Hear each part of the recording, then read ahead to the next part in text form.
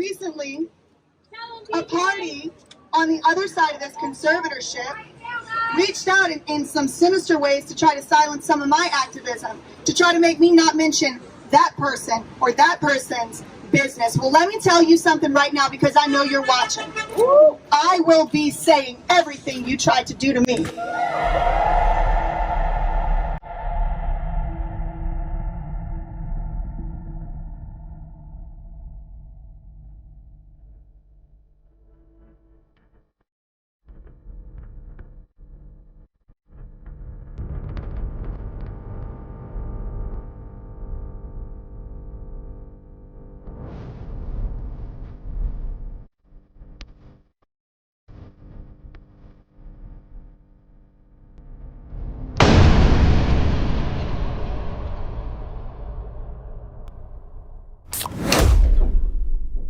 Who are you? Where are you from? What's your profession? I am BJ Corville. I am a lawyer licensed to practice law in New Jersey. I just recently graduated from law school in the University of Pennsylvania Law School class of 2020. And then sort of shortly after that, I took and passed the bar exam, which is the test you have to take to be a lawyer. I'm pleased to inform you that the Board of Bar Examiners has reported to the Supreme Court that you have passed the October bar exam.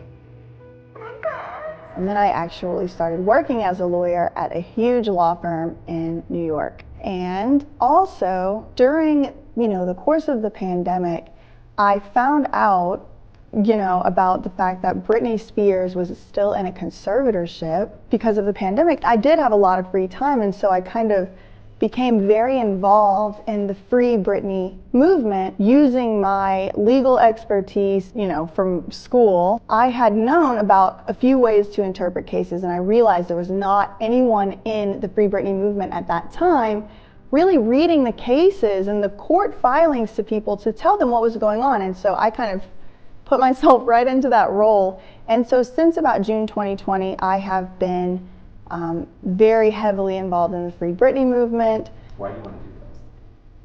I feel compelled to make this video because the person who this video is about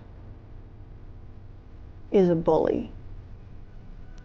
And she has hurt people and terrified people and scared people, using the legal system and using her power, connections, and resources.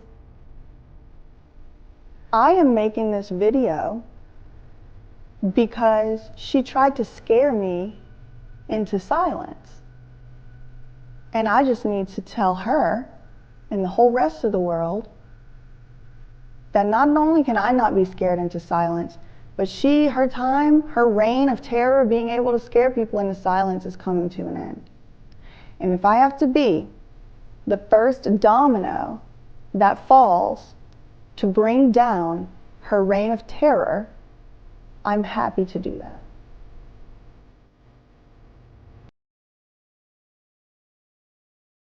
This all really started in July 2020, so a bit over a year ago.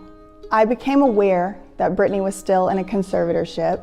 First, I went to the media. I went just to Google to try and figure out what was going on in Britney's case. And I wasn't really getting any clear answers about the legalities of the case. Immediately, I start doing other research, right, on Google and public databases, and trying to figure out really what was going on in the conservatorship. So I really should be studying for the bar exam right now, but I'm too obsessed with this Free Britney stuff. So who do I send this to if I found all the original legal documents?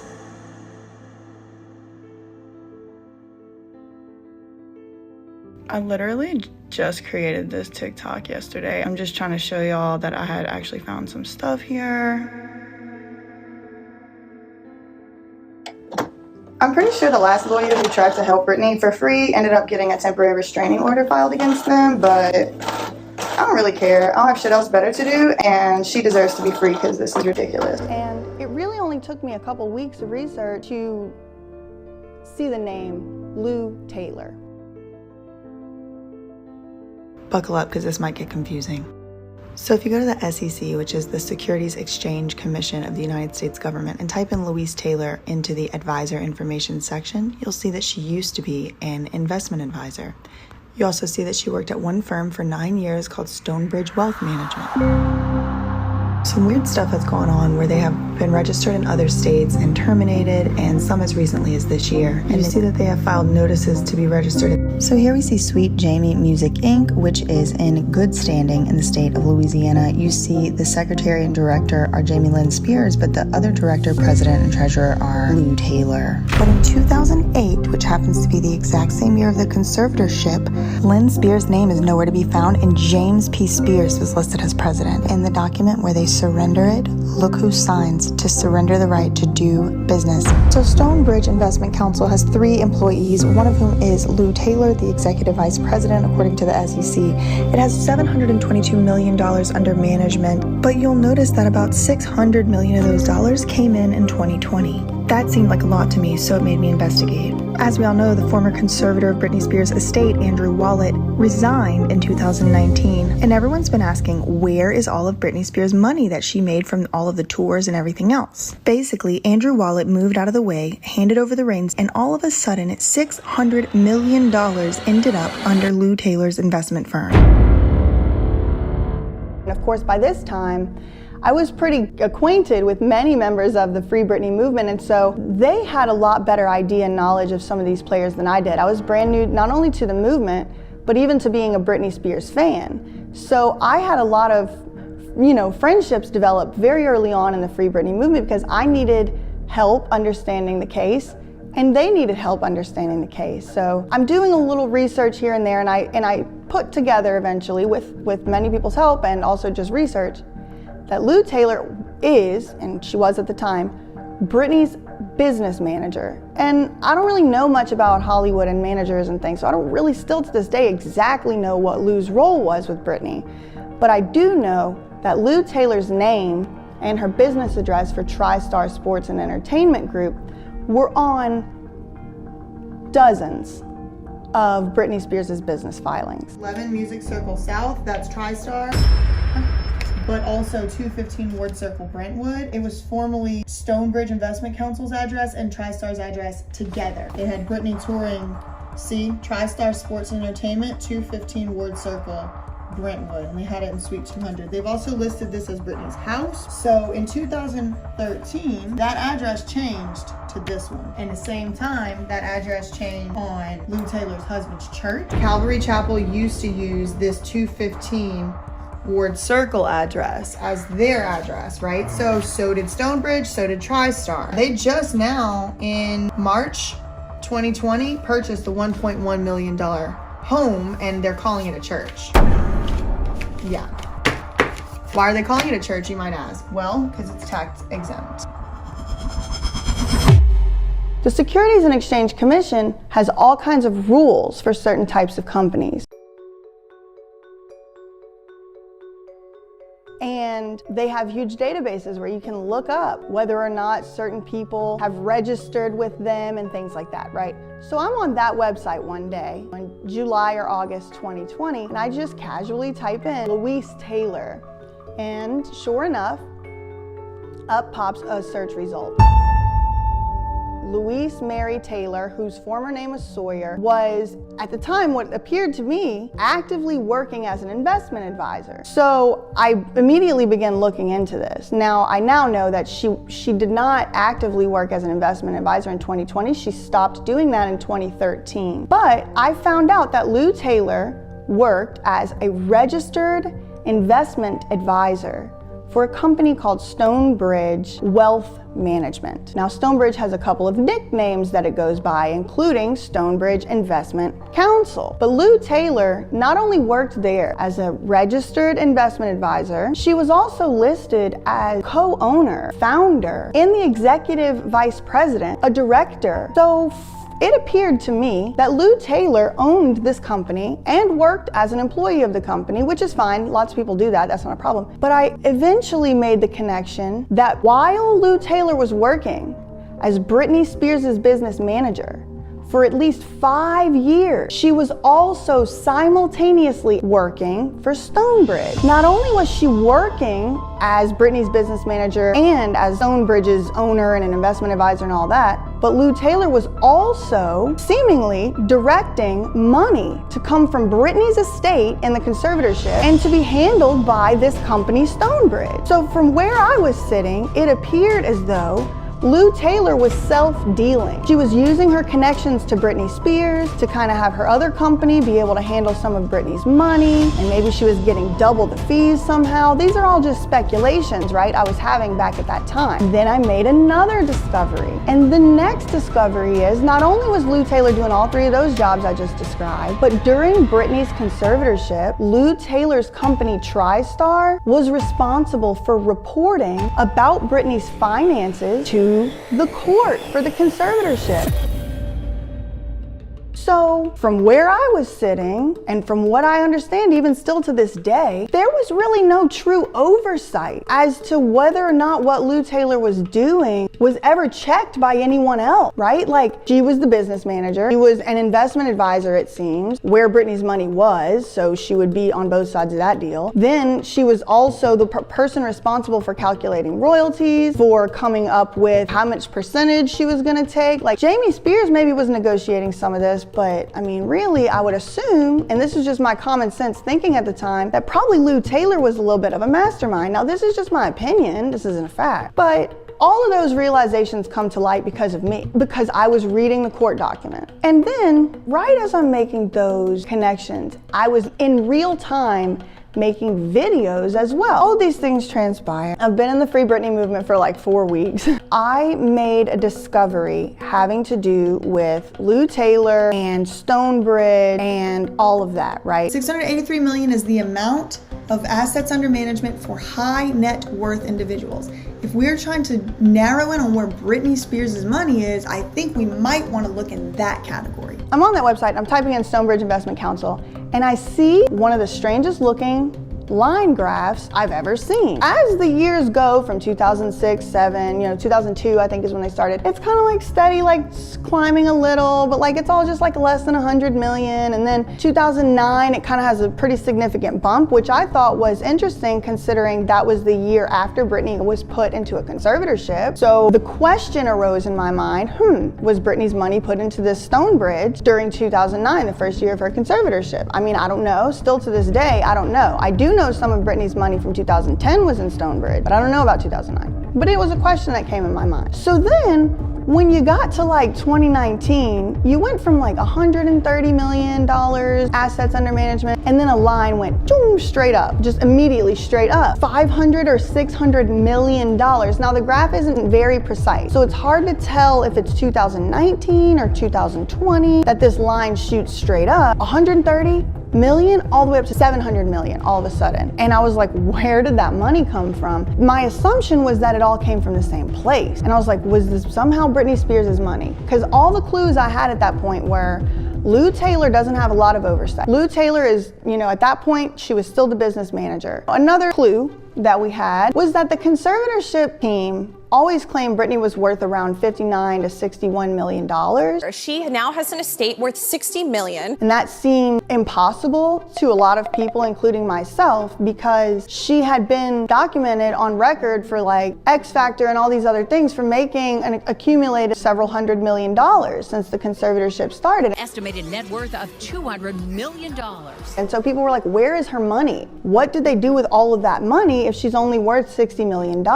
And so there was this Money Nation article that was written in 2016 that claimed Britney should be worth in the $600 million area. Putting all those little clues together, I just thought, is that the missing $600 million? Right in the area that I was making these discoveries, Jamie Lynn Spears files some documents on Britney's conservatorship case. What we end up finding out in those documents filed in August 2020 is that Jamie Lynn Spears had been made trustee of Britney's most valuable trust, called the SJB Revocable Trust.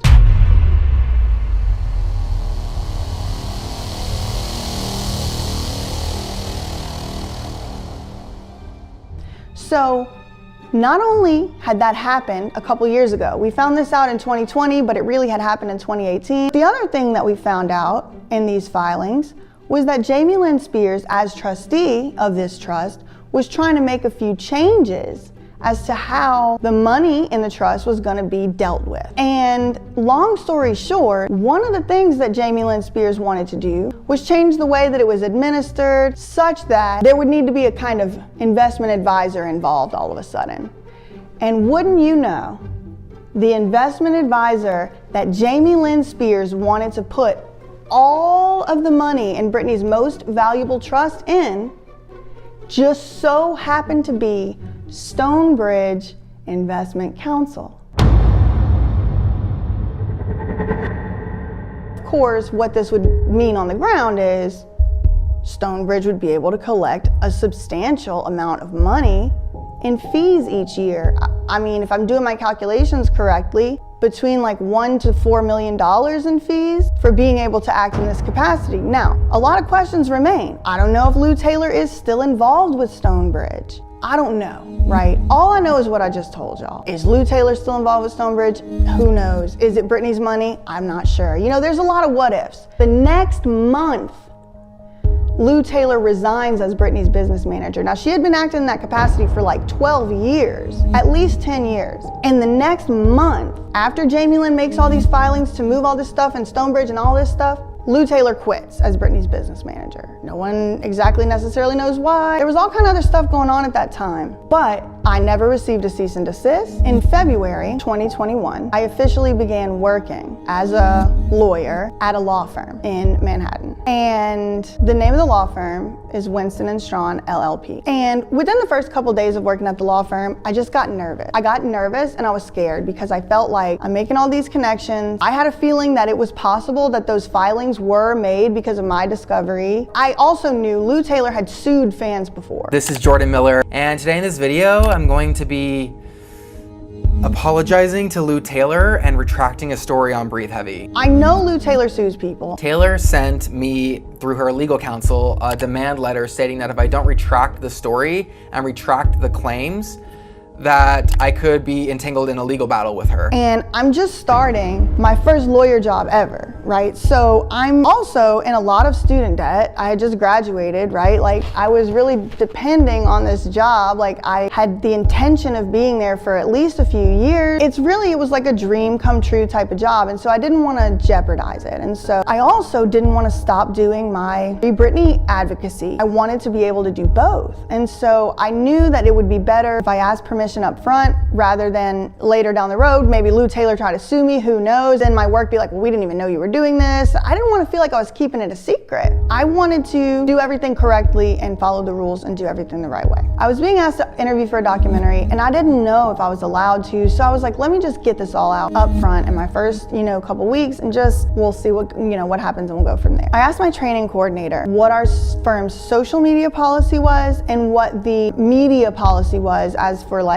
appearing in documentaries and stuff like that. And she didn't know. And she was like, to be honest with you, usually our associates aren't being asked to interview for documentaries, so I'll have to ask someone else. And she did though, she helped me. And eventually that same conversation had to be had several times until it worked my way all the way up to the general counsel of the law firm. So I ended up talking to this guy. And we get on the phone and I'm very nervous as he's really important and I'm brand new. He thought I was working on Britney's case. I was like, no, I'm not working on the case. I explained to him what I had been doing and he thought it was cool. And he was like, well, this doesn't sound controversial to me. Just as long as you're not going out there and saying that you're representing the firm, or that you're representing any clients, just say, this is your own opinion. Don't say that it's the firm's opinion or anything like that, but that should be fine. And I said, okay. And he said, yeah, this doesn't sound controversial at all. And like part of me wanted to just be like, okay, thanks. But part of me just had this gut feeling I needed to full disclosure. And I said, well, controversial part is there's this lady, Lou Taylor.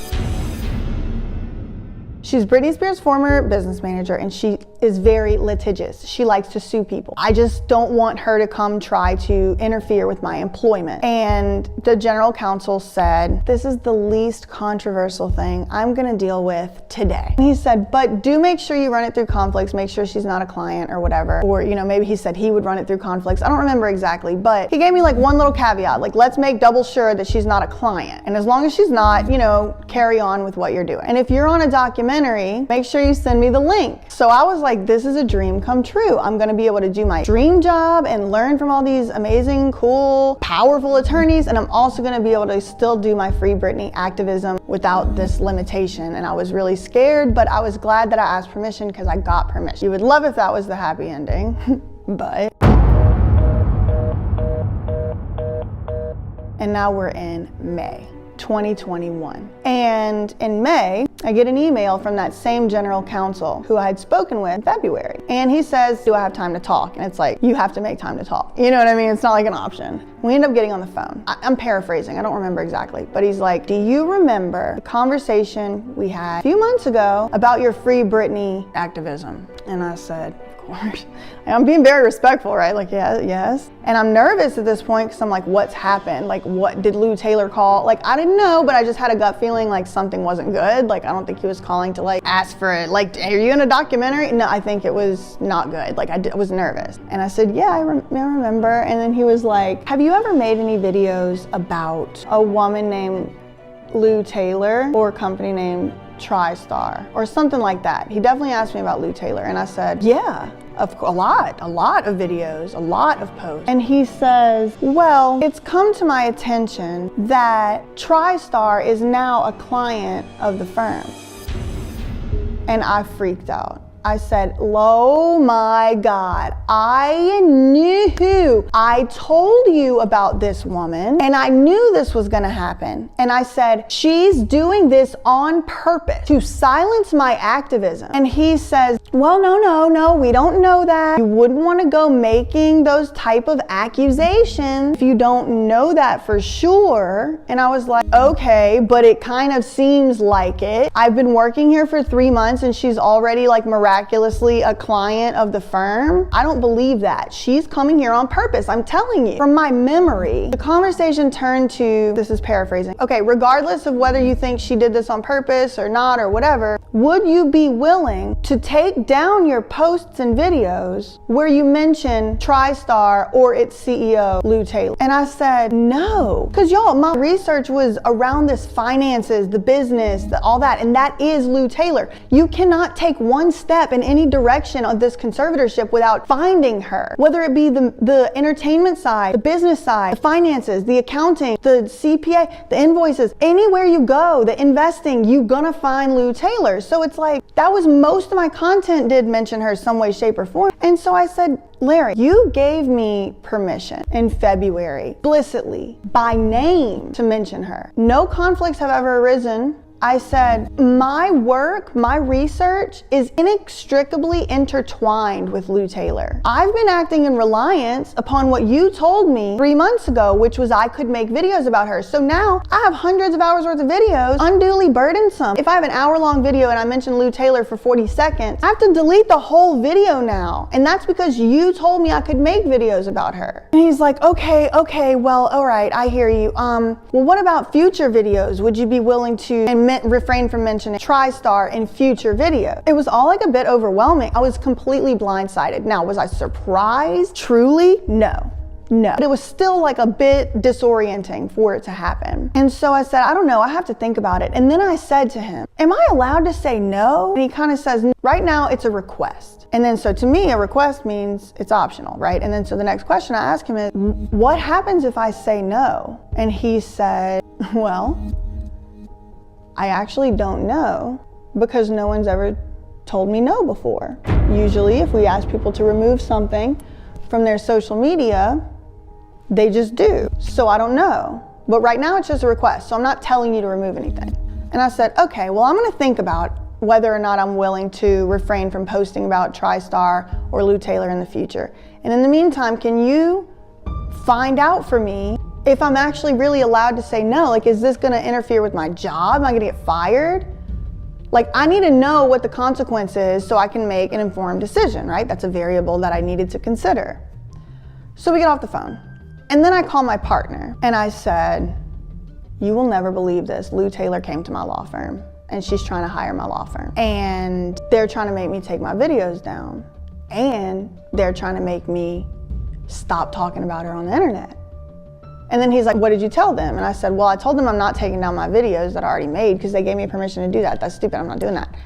But I told them that I would think about in the future.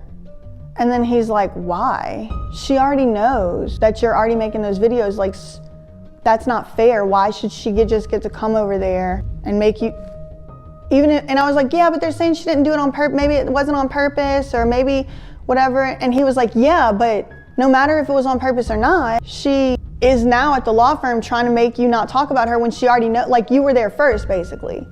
And I was like, yeah, true. And also, like, it's not even a conflict because there's these rules in the law, right? When you're a lawyer, you have to follow ethical rules, professional rules, where it's like there's certain things that are considered to be conflicts of interest. And if you have something like that, it limits your behavior as a lawyer on what you're able to do, for example, right? So if you're giving someone legal advice and they're asking you a question for the purpose of seeking legal advice, and you answer the question for the purpose of helping them find answers to their legal advice question, then the communication, whether it be an email or a conversation, written or spoken, is considered to be confidential. The lawyer is not supposed to talk about it with other people, right? So that's a true conflict. But in this situation, I never spoke to Lou Taylor. She never relayed any information to me for any purpose other than to shut me up. But at the time, I was so scared because I had all these like important, powerful lawyers, like the general counsel of the law firm. And now I knew he was about to take my question of what if I say no, up to even more powerful people at the law firm on the executive committee or the executive board. And so, 3 months into my career, my name is already on the lips of people that a lot of people at the law firm never talked to once for any reason. And so it put a huge target on my back, in my opinion, that made me stand out in a bad way from my other peers at the law firm. Basically, I'm talking on the phone to Prim and we were talking about this stuff. And I said, you know what, you're right. Let me call this guy back. I'm gonna tell him that I am gonna keep making my videos because they gave me permission to. There is no conflict. All they have to do is use their fancy computer system and screen me out from being able to look at anything of her files, and I won't even be able to find it. That's why they pay so much money for those systems. It's why it exists. So I don't know why I'm being asked these questions, and I just got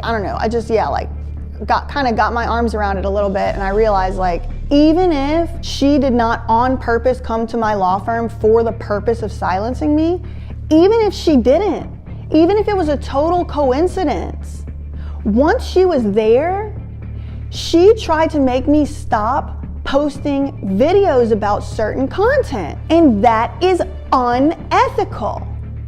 That is unethical, in my opinion. So we get off the phone, whatever, I call Larry back.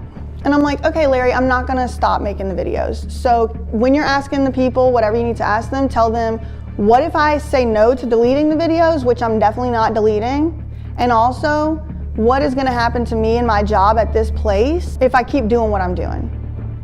Because I just need to know. And then once I know that, I can make more decisions moving forward. I was just kind of processing in the moment. What I was really thinking was, why is he asking me these questions? Now, at the moment, I thought that Lou Taylor was allegedly supposed to be a client. I'm paraphrasing, but Larry said he had been assured that the $600 million was not Britney Spears' money. He said that the person who assured this to him was a reliable source and somebody that Larry would trust. And I was like, well, who is it? And he said, well, it was her lawyers. And then a lot of things passed through my mind, but the first thing that passed through my mind was the last 15 minutes of my life that I spent pretty much defending to Larry that Lou Taylor and Stonebridge were affiliated, right?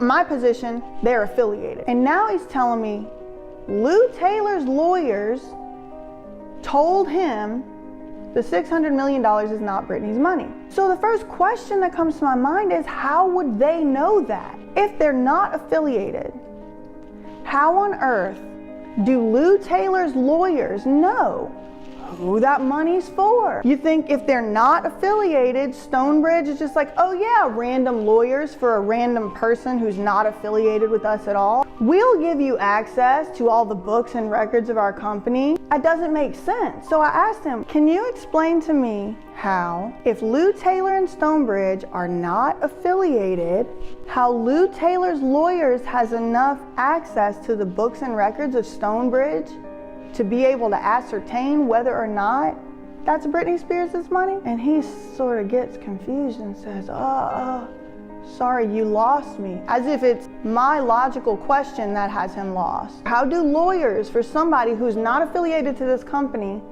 have knowledge of that company if they're not affiliated? I'm trying to figure out how Lou Taylor's lawyers would know who the money is for if what you're telling me is true, and that's that she's not affiliated with them. So then I said, can you explain to me why my mentor, Carrie, is here exactly? Because, and then I said, like, is this conversation being recorded? And he laughs at me. And at that point, I just kind of break down in tears. And I just felt so ganged up on and duped and like a total foreigner, like a total stranger in this world. And there were all of these really strange unwritten rules no one ever actually tells you, and you're supposed to just know or figure out on your own. And it was like people were always like scoffing at me and laughing at me, like something was funny when I was asking questions. And I was like, I am sorry, I don't know how all of this works. I have been a lawyer for literally 3 months. I have worked at this job for 3 months, and now for weeks I've been worrying about this. I don't know where you're getting your information. I don't know why you're asking me these questions, and I just lost it. And then after I like sort of calmed down a little bit, the conversation turns to Larry's next request. Remember now, nobody still never ever told me what's gonna happen if I say no. They just kept giving me these vague answers, these vague things like, well, we're not telling you you have to delete it. He says, forget about TriStar. Forget about never posting about Lou Taylor. Would you be willing in the future moving forward to stop posting about Stonebridge and the 600 million? And I said, Larry, is Stonebridge our client? He said, no, TriStar would be the client. I said, okay.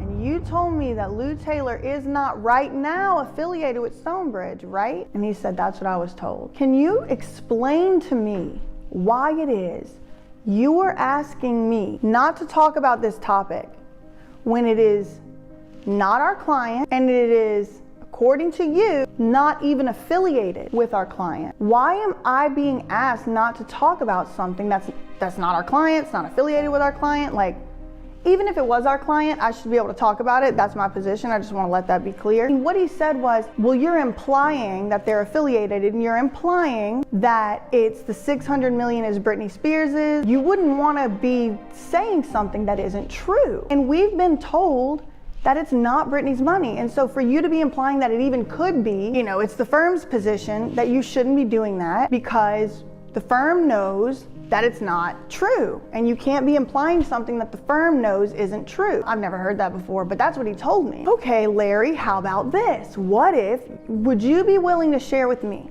the evidence you saw that proved to you and the firm that it's not Britney Spears' money? If you show that to me, I will sign a confidentiality waiver and I will never talk about it. And if it's compelling evidence that it's not Britney's, I will make a video and tell people I know it's not Britney's money. I will make a video, I will delete any and all references. I said, if you would just show me the evidence that you saw that made you think that it was not Britney's money. And he told me, well, I didn't see any evidence. It's, you know, I was told. But I don't want you to think it was like, oh, Lou Taylor told me. I've never spoken to her. I don't know Lou Taylor, he said. But it was, you know, lawyers from a reputable firm. He said, well, BJ, you're a lawyer. Would you ever lie for a client about something like that? And I said, Well, Larry, if I was complicit in a multi-$100 million criminal conspiracy, yeah, I might try to cover up my crimes. I'm paraphrasing, but just, I was just telling him, like, it's hard for me to really wrap my mind around it. I said, but what I will tell you, Larry,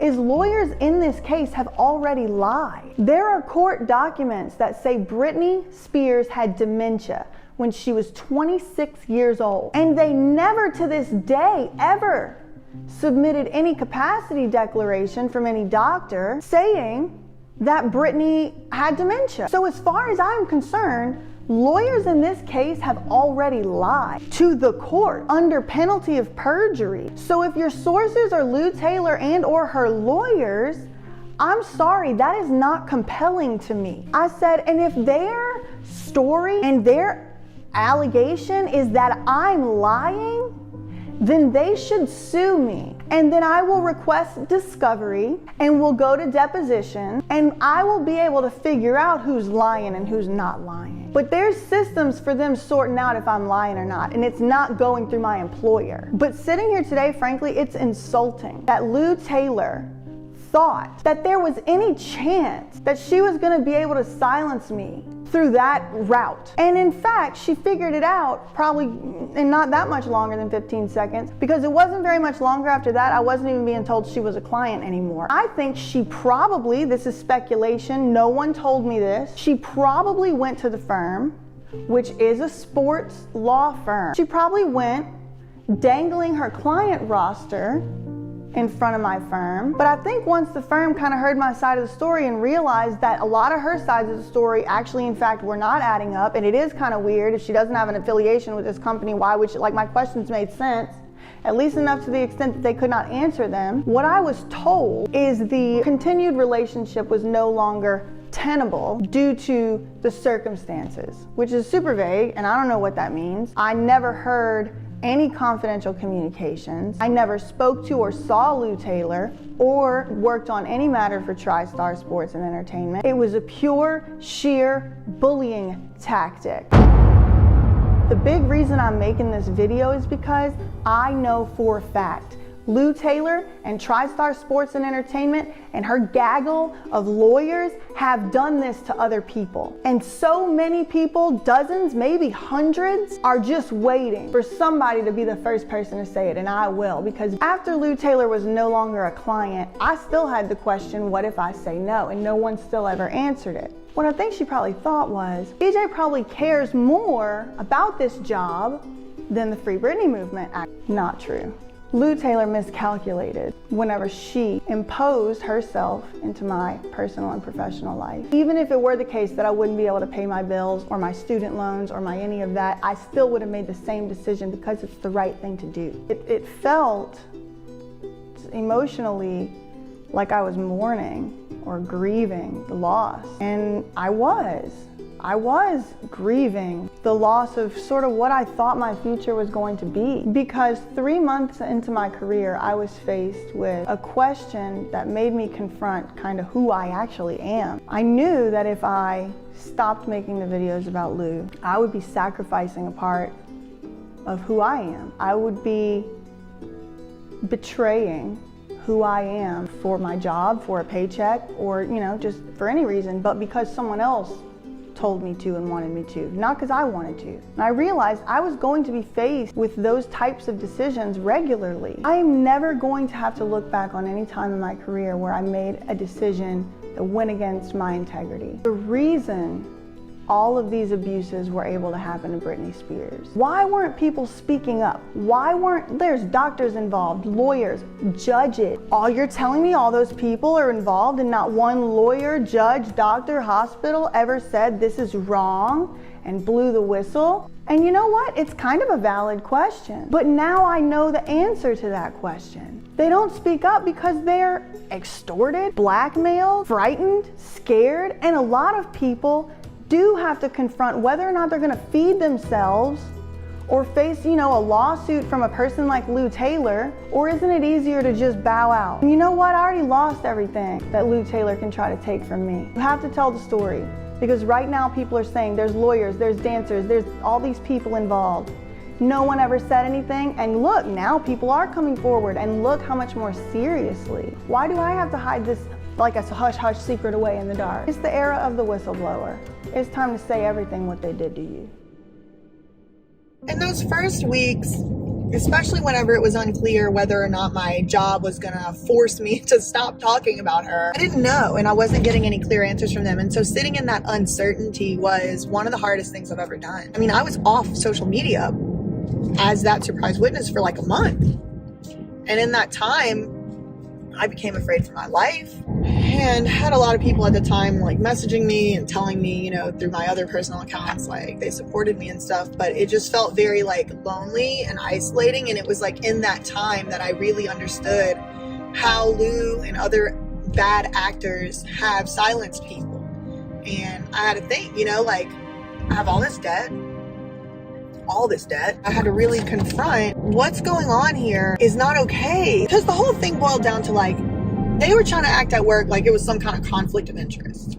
They were trying to act like Lou Taylor was already our client because I never saw Lou Taylor's signed engagement letter. Corporate America believed that because they were paying me $200,000 a year base salary, that they were going to have the opportunity and the entitlement to tell me what the fuck I was able to say and do in my off time. And to be honest, I really didn't have any off time. So they kind of were right. I was working all the time. And so all that shit kind of culminates. And then you just realize like, if I don't take a stand here, I'm going to become another cog in this machine. And there's going to be little baby That Surprise Witnesses coming up who I'm going to be their mentor. And they're going to be like, well, she did it, so I guess I have to do it too.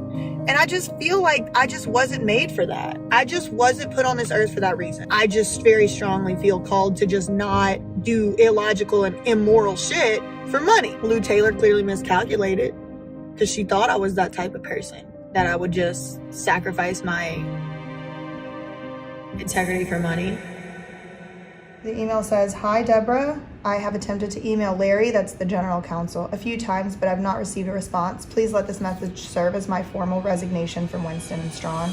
I'm too traumatized by the experience I had to be able to return to work. Every time I open my Winston laptop, I have panic attacks. I think my talents will be better utilized and appreciated elsewhere once I'm able to recover from this terrible experience.